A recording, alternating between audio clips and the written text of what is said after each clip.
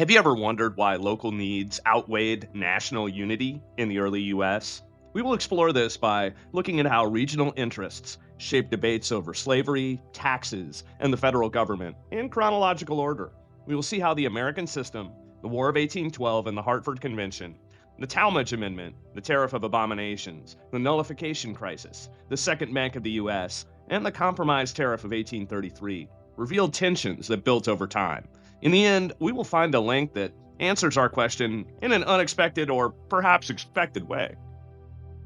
After the United States broke from Britain, many believed in forming a strong nation, but local ties stayed powerful. When Henry Clay offered the American system, beginning around 1816, his goal was to link farms and factories through roads, canals, and protective tariffs. A protective tariff raised taxes on imported goods, encouraging people to buy items made domestically. Clay argued that a well-funded network of improvements would boost trade and bind the states together. Yet John C. Calhoun, who sometimes supported federal projects when they benefited the South, shifted his stance to stress states' rights once he felt the South might lose influence. In Congress, laws typically began in committees and then went to the House and Senate floors for debate, where regional groups often voted based on local needs. This process could sink or reshape national measures if any section felt threatened. Andrew Jackson favored a strong executive branch to uphold national interests, while Daniel Webster spoke passionately for the Union, warning that ignoring federal authority could tear the nation apart. When each measure came up, lawmakers weighed their region's gains or losses before voting. Meanwhile, war returned when Britain challenged American ships at sea. During the War of 1812, British ships blocked much of New England's trade, leading merchants there to panic. Delegates from that region met in Hartford late in 1814 and wrote the Report and Resolutions of the Hartford Convention in January 1815. Therefore, it is recommended to the legislatures of the several states to adopt all such measures as may secure these states from the dangers and losses resulting from the operation of powers thus exercised.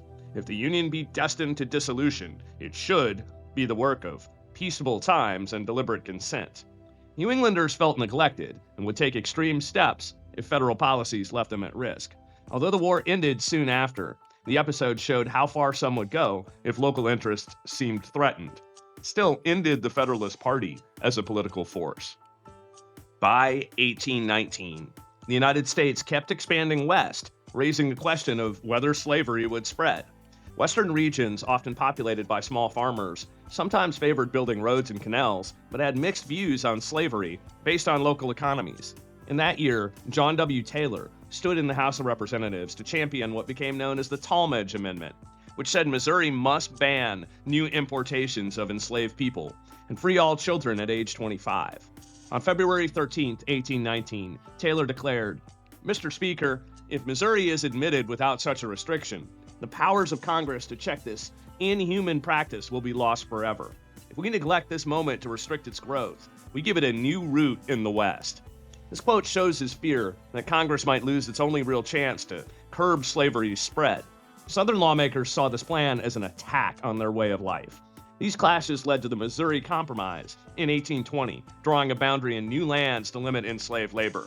This reduced tensions temporarily, but it showed how economic policy, such as the need for farm labor in cotton states and slavery, were tied together. Around the same time, there were heated disputes over the Second Bank of the United States. Many farmers and state bankers in the West and South opposed the bank's control over credit, while some merchants in the Northeast favored it for stability. The bank issue often overlapped with tariff debates, revealing how economic choices started arguments about federal versus local control. The Tariff of Abominations, 1828, raised import duties so high that Southern cotton producers felt punished.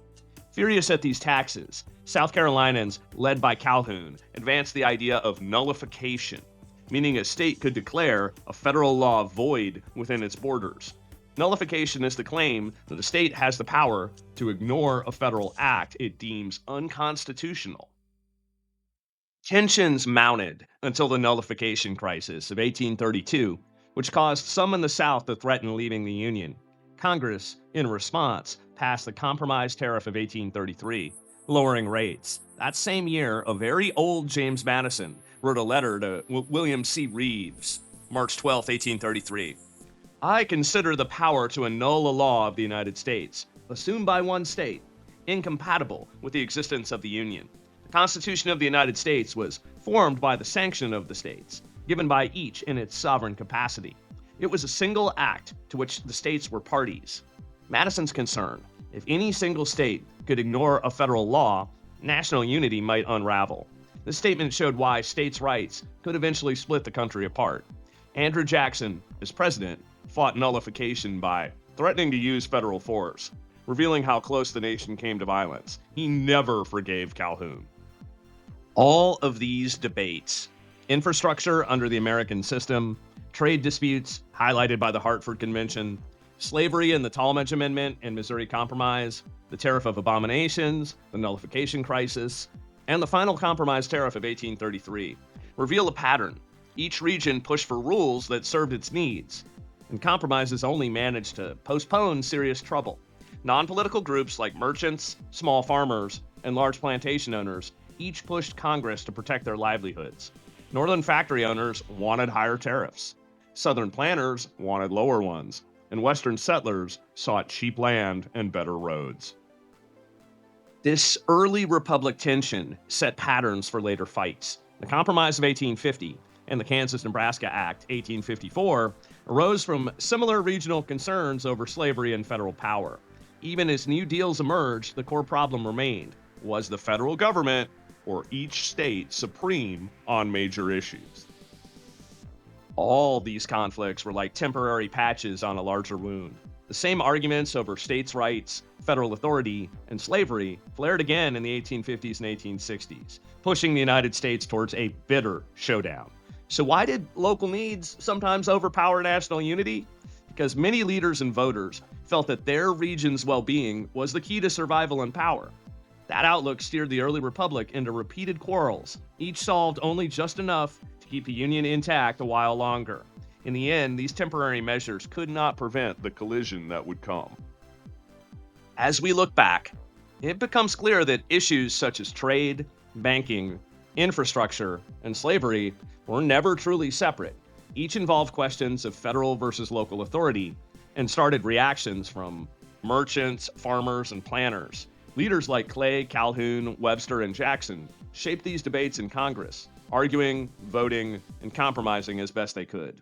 Their efforts created a fragile balance, holding the country together until deeper divides finally broke through.